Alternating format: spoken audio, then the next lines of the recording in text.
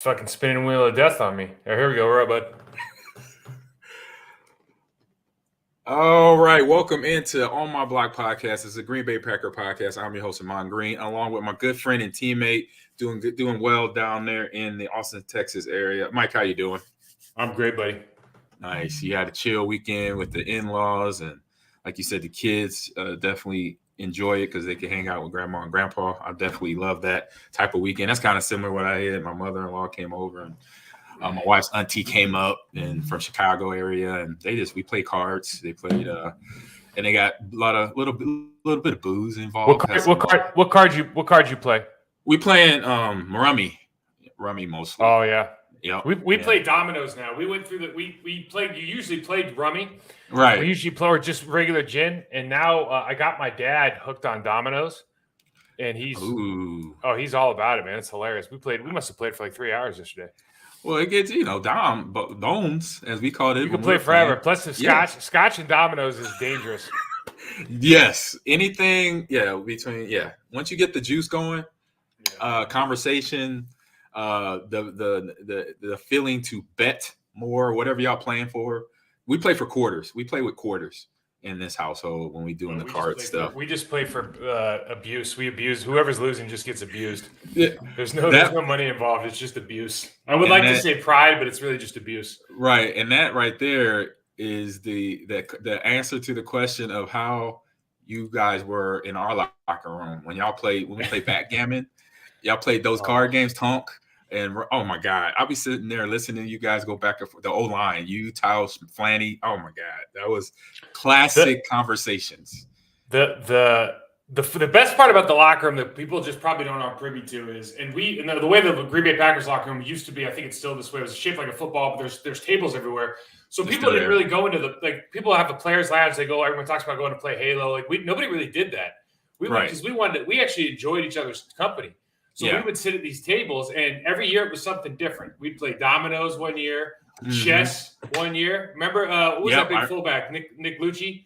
Nick Lucci. He brought chess in, right? He brought chess in. We played chess for an entire year. We played poker for a couple. I mean, every backgammon. It was so much fun. That part of it. If you're going to say, like, what's one thing you wish you could do every day again? Yes. That would probably be it. Man, I wish I could go to the locker room for 2 hours and just play cards with people. It was down so for fun. that. Yeah, that's where I learned how to play backgammon, and I got really good. I got super good because I sit there and watch you, Taos, Chad go at it, the Chinionator, and I just be like, "What in the world?" Once I learned how to play, I'm like, Chad, what are you doing, man? Like, what type of move? What's the count? Chad still doesn't know how to play. That's the problem. He still has some work there to do, and so hopefully Chad is doing a lot better in terms of betting because right now I'm going to get into this read with our sponsor of the show, Bet Online. So our partners at Bet Online continue to be the number one source of all your betting needs and sports information. So find all the latest developments, including updated odds of the NBA playoffs, which that is going crazy. I'll talk about it later. You got fans running on the court and everything out in Minnesota. So NBA playoffs, fights, and even next season's future. So, and don't forget that the Major League Baseball has started as well. You got some good games going on, good teams pushing in the baseball area. So who are you picking for the World Series, Mike? Are you picking anybody early? You been watching baseball at all? I try. The only thing I catch is if like last night I don't even know who got called on the third strike. The guy lost his mind. That's like the only thing. I know that was a Phillies player. Cabrera Had his 3,000th hit. I thought that was pretty cool. But I'm a Dodgers fan. I got to go to my first baseball game when I was 5 years old. It was a Dodgers game. I've been a Dodgers fan ever since. So my default is always Dodgers. I'm kind of there. I grew up in Los Angeles too. That was when Oral Hershiser, Kirk Gibson. I was watching the game. Fernando Venezuela. Kirk Gibson hitting a home run with a bad hamstring. All that fun stuff. Do you remember Pedro Guerrero? Yes, Pedro Guerrero. And you remember when I never forgot. I got goosebumps. I get goosebumps thinking about it now. He would come up to bat, and he just had that MVP year. And he would come into bat, and the whole damn place would start going, Pedro, like that cadence. And dude, it would just get electric in there. Dodger Stadium. If they're doing well, there's no better place to watch a game than Dodger Stadium. Exactly. It's a good area, good city. It's California. So with Bet Online is your continued source for all sports wagering needs, including live betting and your favorite Vegas casino and poker games. So it's super easy to get started. So head over to the website today or use your mobile device to join and use the promo code BELIEVE, BLEAV, to receive your 50% 50% welcome bonus on your first deposit. So bet online where the game starts. Mike. AG, I got one for you. Here's some stuff on Bet Online that's right now, so you can do prop bets on the draft because it's draft week. Right. Here's something I wouldn't have expected. Total offensive linemen drafted in the first round. The over/under is 7. 7. Ooh. I can pick in my mind. I can get 5 right away. I can't get to 7. Right. You gotta have a neat. I mean, this isn't after Zion. I think it's Zion Johnson. After him, I don't know who you're picking up. There's the Traylin Burke Zion. And there's the 3 tackles. Right. If somebody picks Trevor Penning in the first round, I'm telling you what, it's a problem. Well, he's just not ready to play. You don't pick a guy like that in the first round. He's got a lot of work ahead of him. Yeah. Because you can only throw somebody on the ground with illegally so many times on rivals.com or whatever the nonsense is. You're right. Exactly. That doesn't even matter. Like really, he doesn't have very good technique.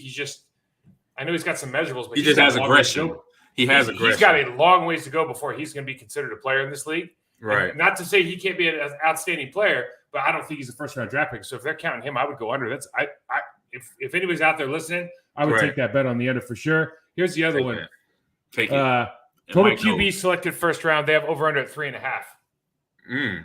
Now QB's in the first round. You remember when we started this 9 months ago? They said there are no first-round quarterbacks in this draft. Now, there's somebody's going to reach. Malik Willis looks like he has that. He has a good upside. A lot of people are saying Kenny Pickett is he could be a day one starter, but his ceiling's not that high. But there's just not guys where everyone's falling over themselves talking about what a great player is. I think that Malik Willis. So I got a little bit of insider information because I was at Liberty College working with some guys, not affiliated with their college, but they work out there last week. And I asked about Malik Willis, and they said this kid is the absolute real deal as far as the kind of person he is, the kind of what professionalism he's going to bring, the kind of locker room guy is. They had no horse in the race with me, right? They couldn't have spoken louder about what a great human being this kid was and how high they think his ceiling is. So I'm automatically rooting for that kid. But, aside from that, it's like, I don't know who else is going to be, who really is a first round, who deserves a first round grade. So I think those two bets are pretty interesting. Right. And it depends on the team. Obviously, as we know, with NFL teams, they are drafted for necessity. And I say the biggest thing, what I've seen with between Pickett and Wallace is that how the media has been this last week was all, little kits of how Pickett, between his small hands and not having a high threshold like you meant, it's just now it's more been an agenda of I say mass media of trying to push these guys to get drafted in the first round or not get drafted at all, maybe second round, third round. But with the quarterback position, what I believe though, and what too at the NFL level, every quarterback can use some development. If any quarterbacks that are going to do it, it's going to be these first guys, even Matt Corral out of Ole Miss and Kenny Pickett out of Pittsburgh and Malik Wallace out of Liberty. Every quarterback can't just come in day one, as we know, and just unless they're that phenom, But usually everybody, even Pat Mahomes, the most recent young quarterback, he had 4 years to bake on the shelf behind Alex Smith before he got hurt or went to the Washington football team or Commanders, and then before he took over the reins there in Kansas City and was able to do what he do. He was on the shelf for 2 years. So I think that development, 2-3 years at that time, then that player can really get a grasp, playing in practice, getting used to what they're seeing, live games, defensive coordinators calling, disguising defenses to make it tough for them. There's no year one quarterback, I'll say, in any draft moving forward. I say definitely this year too. You think about the Green Bay Packers and the amount of guys that backed up Brett Favre, right? Not including Aaron Rodgers. You think about Matt Hasselbeck, he was drafted in my group, right? Yeah. 5th round or 7th round pick. He had the productivity of a first round draft pick over the course of his career because of all the things that he brings upstairs, right? Took the team to a Super Bowl, right? Preparation, everything. But he's like a 5th, 7th round pick. It just, he had to cook for a little bit longer. Right. Aaron Brooks goes on and has a great career starting guard in New Orleans. All these guys, Mark Brunell, Doug Peterson. All these guys went on to have these careers. Sorry, I forgot Hall of Famer Kurt Warner. Right? Correct. All these guys went on to have all these careers, right? It's just the timing means so much, and it doesn't. It's the one position I think where you look at it and you go, I don't really know where a lot of their ceilings are, right? But I know that this kid can start right now, and I think maybe that's what makes you a first. At least that maybe what used to make you a first round pick is I could envision this person starting right now and not blowing the game for the team. Whereas all the guys I just mentioned, none of them were day one starters, and all of them turned out to be tremendous, tremendous football players.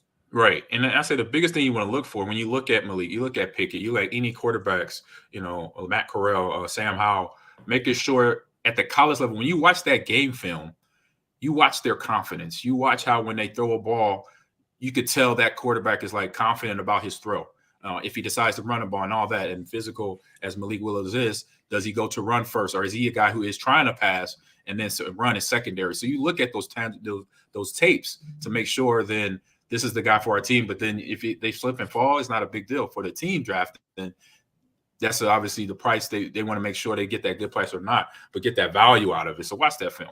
Make sure these players come in and get judged and put in the right situation so they got time to develop. So that's where we're at on that. So I know with Packers, they pick up Jerron Reed, solid veteran pickup. He brings some reinforcements to the D-line to be in the rotation with Kenny Clark. I know right there for me, that is pretty good, because to have a guy who's been in two good places of defensive places, being in Seattle, being in Kansas City, being around those players, and I think he might have been on the team for the Chiefs with the Super Bowl. I'm not sure. If not, it was just this past year. But just being in the locker room, he brings that experience along with his technique. He has good push off the ball. He has good handwork. He's had over around 25 sacks in his early career, somewhere in that number. So what are your thoughts on getting him picked up this quick offseason before the draft here, Mike?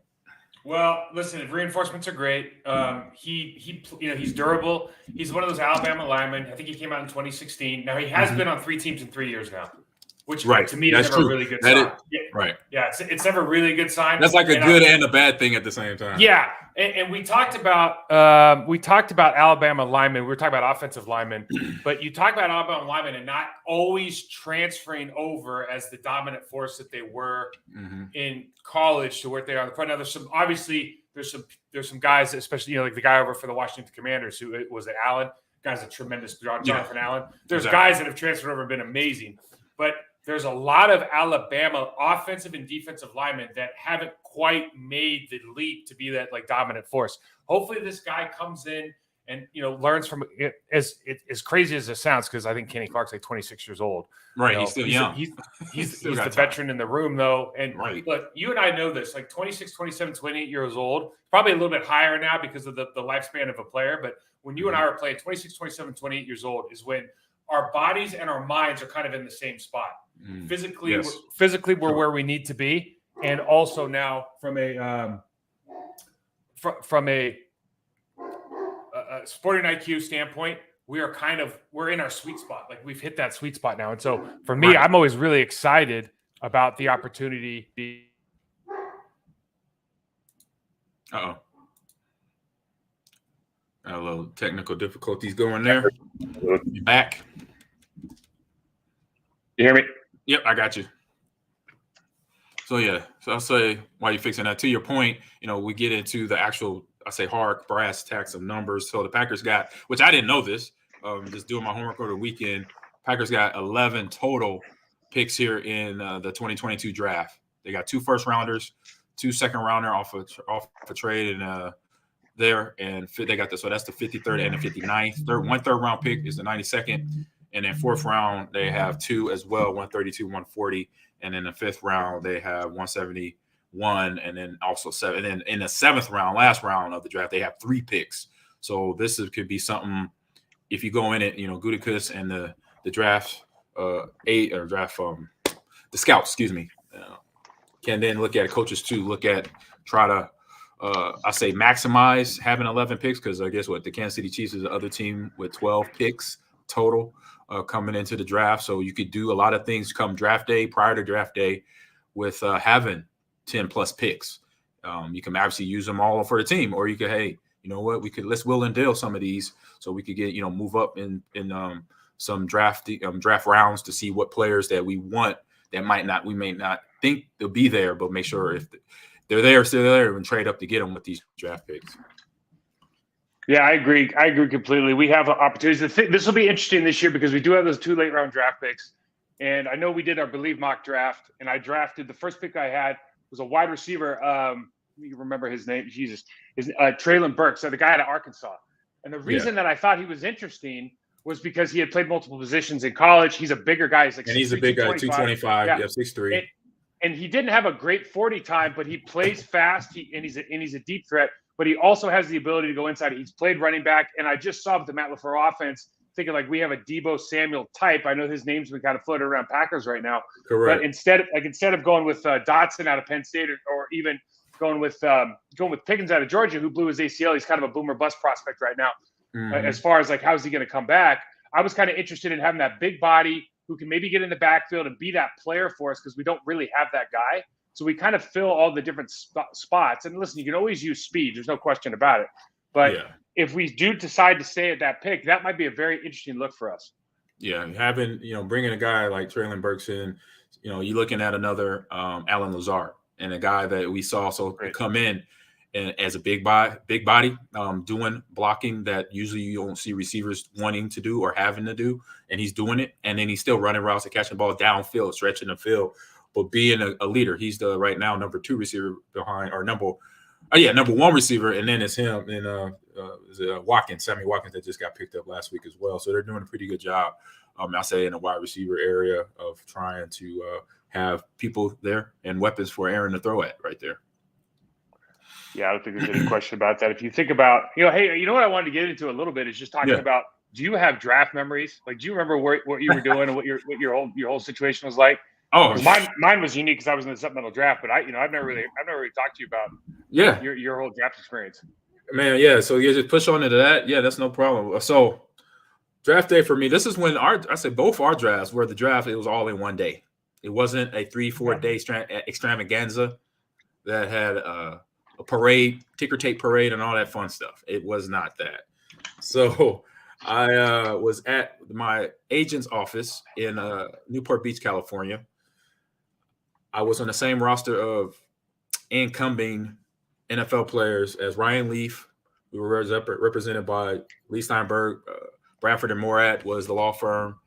And so on draft day, I was at the office. So at Lee Steinberg's office, then later became I left with Dave Dunn to go with Athletes First, and Joby Bryan, Carmen Wallace, great group of guys. Especially Carmen, we still talk today. He helps me out with a lot of little stuff with gaming and stuff.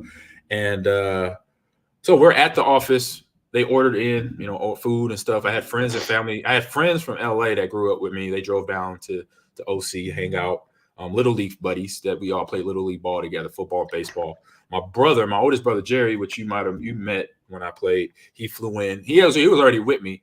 Because when I was training, he was kind of let me go, Mom. Let me stay out here with you, make sure you're not getting in trouble, type thing. But we were good. I was good. Me, Mike. I barely do anything other than play Xbox and PlayStation. So, so we're all there. We're at this office on the 3rd floor of the building in La Jolla or in the OC, and draft starts. I'm seeing Randy Moss, which we knew was going to go first round. We see Ryan and Peyton Manning go early, first 1-2 picks. And then right towards the end of the first round, that's when I got my first call. And it was from the Kansas City Chiefs saying, that we might take Amon with our next pick. And we waited, their pick goes by and they're picking up. If you remember Victor Riley, Mike. I do. Victor Riley, the big tackle out of Auburn that year. Then like 2 picks later, the Dolphins make a phone call to us saying, we want to run it back, which they needed at that time. And so we waited again. Boom. They pass, they pick up John Avery out of Ole Miss, a little scat back, a little fast, a little short, not as, big, but he was more like a receiver out of backfield type, running back, more screens, get to the edge type player. Almost like built more. I say nothing against Aaron Jones today, but built like Aaron Jones. He was a literal smaller back, but could have been useful. And I think he was useful for the few years that he played with the Dolphins. But then, second round fly by. Third round, I'm like, I'm like, oh man. And finally we get a call from Randy Mueller. He was the GM for the Seahawks at that time. And the only part, the long part for me, the part that made it long was the fact that I was told that I would get drafted in a late first, early second round. So with that being told to me, that's what made the day longer than any other day in my life at that time. And obviously this is a big, moment, because this obviously changes everything from finance to where you're going to live, who you're going to be around for the next 5 to 10 years potentially.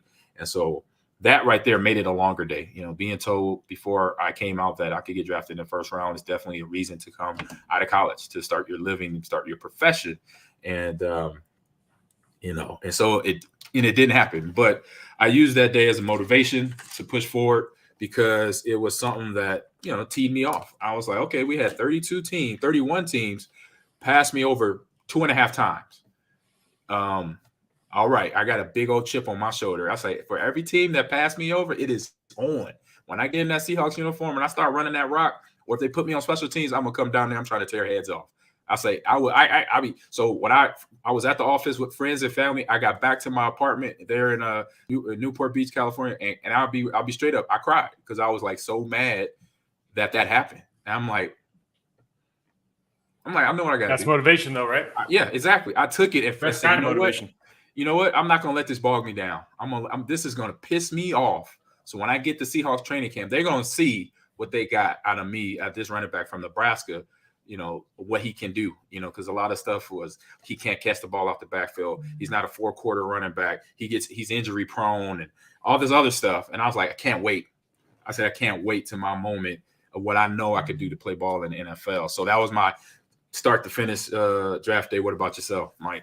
AG, there's something I'm having some difficulty with this computer. What I'm going to do is I'm going to pop this thing off. We're going to start this thing back up. Give me like 5 minutes. I got to go to another computer. The power source here is completely died. So we'll pop it off. I'll be back. I'm going to send you a new link. Okay, that sounds good. All right.